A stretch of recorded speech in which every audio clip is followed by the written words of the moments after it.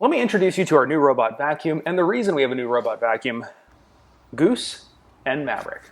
These little guys managed to generate one heck of a mess, which is why we've upgraded our robot vacuum, and we're going to be putting this thing to the test in this video, including what everybody really wants to know. Will it avoid cat turds or dog turds? And we really are going to test that in this video, but we're also going to put this thing through its paces to see how well it performs. I know. So if you're new around here, how I run these videos is the first thing I do is I set the thing up. Then I put it through all of its paces, and at the very end of the video, I go over all the pros and cons so you can decide if something like this is something you want to spend your hard-earned money on. Now, I will have timestamps down below so you can jump around to the parts of the video that matter to you, but right now, let's get this thing set up. Now, something I absolutely don't do on this channel is unboxing videos. I think they're a waste of time, they're a waste of my time, and they're a waste of your time. You know how to open a box. But I am going to really quickly show you how the setup process goes. You basically take the thing out of the box, you remove all the packing material, you set it up, and you plug it in. Once it's plugged in, there's a little QR code on the top of the vacuum that you scan in the app. And you do have to download the app ahead of time. It is free to get an account. You scan it, you set it up in the app, and you let it charge up. Once it's done charging, you can move on to this step. You guys are not going to be happy in a second, are you? And that step is mapping your home. I know. That step is mapping your home. And in the app, you're going to click on the Map Your Home app and set it loose. Now, something I would recommend, because I've done this with a couple different vacuums over the years, is move anything like chairs and furniture out of the way that isn't going to be permanent. So things like chairs, shoes, cat food bowls, things like that. We're going to move those out of the way for the initial mapping. After the first mapping, you don't have to do all this, but this gives it a good clean map of the house so it knows where it is in future cleanings. Now, I review stuff that I actually use around the house. So this thing has been patrolling my house for the last several weeks, and my house is probably a pretty good example because I've got several different floor types. Excuse the fun noodles, that's to prevent the cats from getting underneath all my furniture right now, but I've got several different floor types. I've got tile, carpet, and also hardwood. My hardwood is actually engineered. That's going to come into play a little bit later. The Ecovacs vacuum actually has a different process depending upon what kind of floor it's on. Now here it's on my tile floor in my bathroom, and it has a brush that spins, a wet brush that cleans and scrubs the floor. Now you'll notice here when it's coming around the door, a little laser line hitting the door, and that's it gauging its distance from the wall or door, and that brush will actually extend out the side of it. You can see it right there. It'll extend out the side of it and get close to the cabinet or object. When it then moves away from it, it'll pull it back into the center directly underneath the vacuum. Now the way this thing works when it's mopping, it picks up clean water and cleaning solution from the tank, and while it's running, it spreads it on the mop head. And every so often, it'll run back to the base station, clean out the dirty water, and replace it with clean water. Now I've had other robot vacuums with mops, and also even mops that replace the water, but as you can see, these floors are dark floors, and my floors are streak magnets, and I haven't been able to find a single streak on these floors since I've started using this particular vacuum. Now this neat little party trick is what they call their FOCUSJET, which works with what they call their Osmo roller. Now the FOCUSJET actually sprays a concentrated solution onto your floor in extra dirty areas, and then the roller mop comes over and scrubs that area clean. Now, you remember earlier I was talking about how I had engineered floors, and this was a concern. The concern with engineered floors and any of these robots is that if they put down too much liquid and leave it down, it can soak into the floor and damage the floor. And I'm happy to report, even with these pressurized sprayers, it still is not putting down so much liquid. It's more of a mist, and then it pulls it up quickly with that mop head, that I'm not seeing any issues here with too much moisture getting left on the floor. Another neat thing it has is AI stain detection, where it can detect a stain on your hard surfaces, and once it detects it, it will spray it with that FOCUSJET, saturating the area, and then essentially run a grid over it several times, mopping that up and completely cleaning it. Once it's done with that, it returns back to the base station to clean the mop. I am going to touch on this feature near the end of the video again, so you're going to want to stay tuned to check the rest of this out.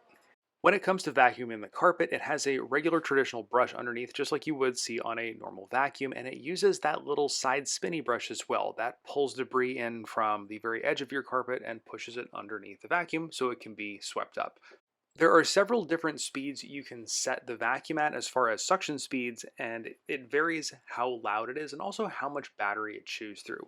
What I've found is that even at the highest suction levels, I can have it do my entire house and still wind up with about 50% battery at the end. What has been nice though is even though I share the house with two cats, which leave cat glitter otherwise known as cat litter all over the house, fur, and my wife and daughter with long hair, I haven't had to have this thing set on the highest setting to get everything cleaned up. It's had no problems and no tangles with the brush.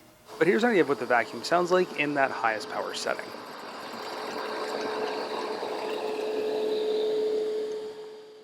Several times during the cleaning cycle, it returns back to its home base so it can offload the debris and the dirty water that it's collected. It'll do this a couple times depending upon how much stuff it's collected, and then at the very end of the cycle, it'll clean the mop and actually dry it with warm air, which will prevent the mop head from smelling nasty. This is also where it charges itself, so if it needs to go out and do more work, it has a fast charging cycle so it can get a lot of juice in the battery quickly and get back out to work. So we pulled the canister off of our base station. That is nice. This thing is a bagless system. My previous one had a bag, and it was a very small bag. I'm going to see how much this thing got on the first cleaning. And the release on this thing actually scrapes the filter off when you do it. But this is what it picked up. And I actually had vacuumed my house this morning before I did this test. So this is post that, and there is a lot of gross in there. Now we got to go inside and empty the dirty water tank. And the dirty water tank comes right at the back here. Dirty water, and then we collected. Let's see what it looks like. So not too dirty, but we had also just cleaned our floors this morning. So now for the test that everybody needs to know the answer to. Will it run over a turd if your pet leaves you a present on the ground? So this is what we did. I made poop. Following a rough Play-Doh recipe and making it a little bit more chunky, I made poop. So we've got a big turd, a medium turd, and a little dumpling. We're gonna put them in the hallway, set this thing going, and see if it's smart enough to avoid these things. It should be. It's got a camera on board, but we need to be able to trust this thing if we're not home and our pet has an accident. Okay, so let me show you the little obstacle course we've set up. We've got right down here at the end of our hallway the big turd, the medium turd, and the tiny turd. And I strategically placed this on the hardwood because brown on top of brown. I wanted to make it difficult to see if it would actually figure it out.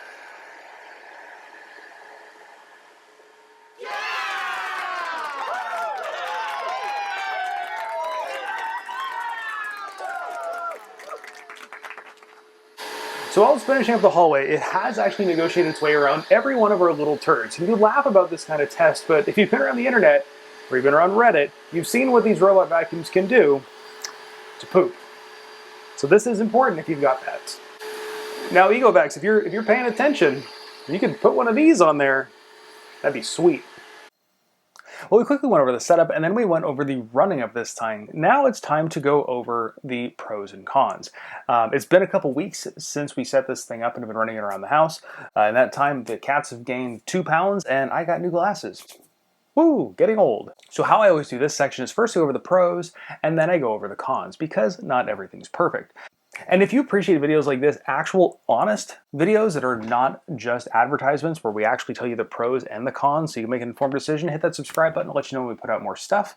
We really would appreciate your support. First, let's get into those pros. So the first pro is the actual ability to clean. Now, I have had a lot of robot vacuums from a ton of different manufacturers, and my biggest problem is my hardwood floors. I showed you those things. They are dark and they have a high sheen to them. So they show streaks like crazy. And this one does the absolute best job of cleaning those hardwood floors with any robot vacuum that I've used. And I credit this guy on the bottom, the roller mop. And kind of how we talked about before, that thing, it actually has a clean water tank and a dirty water tank on board here. It picks up water from this and cleans the floor, extracts the dirty water out and dumps it. So it's not just sweeping mush around the floor like a lot of the other ones where it just basically has a pad and it just keeps applying water to the pad. With that roller mop, it also had that deal on the side here where the side would actually protrude out, and that was a constant problem with all my other robot vacuums, is that on the bottom of it, the mop head was only about this wide, so it didn't actually get all the way to the walls. This one does. Now moving over to the vacuum side of the cleaning, there's a couple things I kind of like about the vacuum. First, it does an actual very good job. Now when we first got this thing, our kittens were using the smaller sandy kind of litter because they were teeny tiny kittens, and it did a great job sucking that up out of the carpet. That stuff tends to settle in. Now we've moved over to the litter crystals that you saw in here, the stuff that kind of looks like Breaking Bad, and it does a fine job pulling those up too. So it's done a very good job vacuuming the floor. Something else that I had touched in was this is the first one I've had that actually has the big bagless canister, and I didn't empty this before I moved it in here, so try not to dump that everywhere. But the bagless canister. Every other vacuum that I've had has had a very small bag, and it's a throwaway disposable bag. It doesn't have a real easy way of letting you know when it's full, so eventually it'll get to the point where it's just not doing a good job sucking the grungus out of the vacuum into the base, and then you got to throw the bag out, so it's a constant expense. This one you just dump out, and you can see how much stuff you've got. I also show that jet feature, and that's where it actually sprays additional cleaner out the front of it, and in the side here, there is actually cleaners that you can put in here, and that's what it's spraying out. And I actually use that more underneath my dining room table than the cats. The cats are cleaner than us at eating, apparently. But I've been using it under the table, and it does a really good job getting spilled food and whatnot that's even dried on, loosened up, and picked up off. Something I did mention, which was a concern of mine, was I have those engineered floors. Engineered floors soak up water and do awful things, so you can't really mop them wet. So I have the roller brush set for the dryer setting, but even when it sprays that cleaner, it's more of a mist that it sits on top. It's not drenching it, so I'm not worried about my floor getting oversaturated. Something that doesn't really affect the performance of it, but I did notice it, is the mapping. When it mapped the house, it used some brains to actually figure out the layout of the house. In my other vacuums, the map is kind of a mess. It's got the rooms out, it navigates just fine, but the room layouts are kind of a mess. This thing cleans it up in the app, so it's much easier to tell where it is in each room and what room is what on the map. And with that, it did a very good job navigating. Now, I showed a lot of footage with the chairs up, because child lock is on. Please unlock it first. I'll talk about that in a second too. Oops. So I did a lot of footage with the chairs up, and that was because it's easier to film that way. But with the chairs down, this thing had no problem navigating around the chairs and navigating around the house. We've got a lot of stuff all over the place, cat toys, teenagers leaving socks everywhere, who knows what, USB cables, and it sees stuff and avoids it, just like how we mentioned and showed that it avoids turds. Now remember a second ago when I was playing around with this thing and I hit the button and it started talking to me? What that was it was telling me that the child lock was activated. Nice feature on this thing is if you've got kids and they tend to push buttons, especially toddlers, they can't turn the vacuum on. You can only do it from the phone. I have it turned on because I have kittens and they climbed all over this thing and they started this thing more times than I could count, sometimes in the middle of the night. Having a vacuum run through your bedroom at 3 in the morning is not how you want to be woken up. The water tanks on this thing are the largest water tanks that I've used in any of my robot vacuums. However, it does tend to go through water faster, but I think that's because it's actually constantly wetting and cleaning the mop head instead of just continuously getting it wet and smearing it around. So you do have more capacity, but it does go through the water a little bit quicker, but the trade-off is a much better job mopping. And speaking of dirty water, this thing stores the dirty water in a sealed tank and reminds you to empty it so you don't wind up with funky odors. And speaking of those funky odors, the mop head itself, there is actually a hot air dryer that dries this thing so your mop doesn't sit there and get funky as well. All vacuums make noise. This one actually is not that bad. Even in the most powerful suction setting, which is I have this thing left in, it's not that bad. It doesn't scare the cats, and it's not obnoxious to me. I can still work in the office. No problem with this thing running through the office. A lot of my other vacuums are louder, and this thing will actually ramp up and ramp down the suction depending upon whether it's on hardwood or carpet. Now we've done all the pros. Now we do have to do the cons, because of course not everything's perfect. Not even this thing. So there were a couple things that I noticed, and sometimes cons aren't necessarily cons. It's just something to be aware of. And the first thing to be aware of is clearances of your furniture.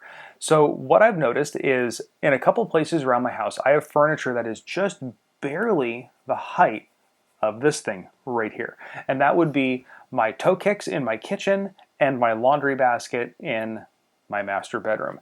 And what I've had happen a couple times is this thing gets underneath it and gets kind of wedged underneath it because this thing is not tall enough for the bumper to depress and acknowledge that it's there. It'll get under it and then get caught. Off the top of my head, I don't remember what that dimension is, but I'm going to put that dimension down in the bottom. So if you're concerned about that, you can go around your house and check. Now there are a couple ways to get around this problem. The first and the easiest is no-go zones. You can go in the map and block out places you don't want it to go. The other thing you can do is you can adjust the height of your furniture, which I know sounds like a pain, but on my last robot vacuum, my sideboard was just a touch too short, and the thing was underneath that, it collected dust like crazy. So what I did was I blocked it up about 1/4 of an inch, and then the vacuum can get right under it. If you remember at the beginning of the video, I showed the AI stain detection and how it would detect stains, spray it, and then clean it up thoroughly. And it did this very well on high contrast stains, basically things that would show up easily on the floor. What you just saw there was soy sauce. Where it struggled was with lower contrast stains, like this example, cat food, or ketchup, where it blended in a little bit better into the floor and didn't notice it and ran it right over. Now this is an AI feature, which means it should still be learning and should improve with time, but it is something I ran into. Now, if there's anything I missed or questions that you've got about this setup, leave me a comment down in the comment section. Also in there in the pinned comment in the description. Please unlock it first. There's that child lock. Also down there in the pinned comment and in the description, I'll have links to this thing if you want to check it out, check out pricing, accessories, all that good stuff.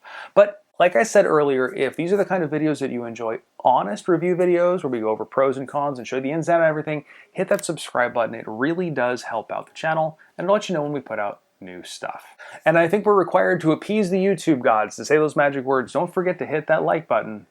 And of course, thanks for watching.